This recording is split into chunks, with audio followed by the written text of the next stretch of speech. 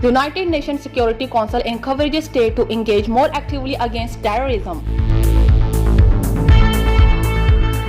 Central Croatia, 7 people have been killed and dozens injured in a magnitude of 6.4 strong earthquake. Turkey has slammed the threat of further US and Western sanctions on Ankara over its military cooperation with Russia. US State Department approved potential sale of 3,000 smart bombs to Saudi Arabia. Syria says its air defense thwarted an Israeli aggression to Damascus atmosphere. Turkey and the United Kingdom signed a free trade agreement for post-Brexit. Bangladesh moves second group of Rohingya refugees to remote Iceland.